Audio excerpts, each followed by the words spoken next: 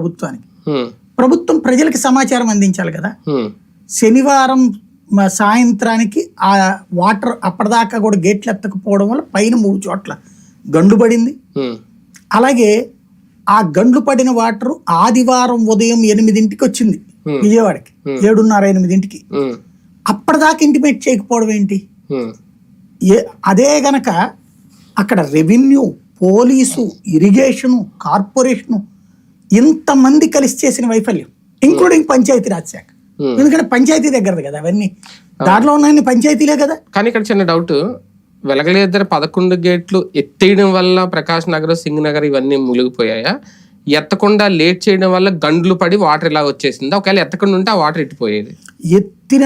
ఎత్తినప్పుడు వస్తుంది ఇటుకే, అంతే. ఎత్తకపోయినందువల్ల గండ్లు పట్టడం వల్ల ఇటుకే వస్తుంది, ఇంకా వేరే మార్గం లేదు. ఎత్తకుండా అది గనక కృష్ణా నదిలోకి వెళ్ళిపోవాలి, వెళ్లే ఛాన్స్ లేదు కాబట్టి ఇటు పక్కకు వదులుతారు. కృష్ణా నదిలోకి వెళ్లే ఛాన్స్ ఉంటే అసలు ఇటుకు వచ్చే పని ఉండదు. వాటర్ ఓవర్ఫ్లో ఉంది, కృష్ణా నదిలో 11.5 లక్షల క్యూసెక్కుల నీళ్ళు వస్తూ ఉండటం వల్ల ఈ సమస్య వచ్చింది. నెంబర్ 1. అది మామూలుగా గేట్లు ఎత్తారనుకోండి ప్రకాష్ నగర్, సింగ్ నగర్ వరకే వస్తుంది. ఇది గండి పడటం వల్ల ఇంత వచ్చింది, యువతల ప్రాంతాలన్నీ మునిగింది.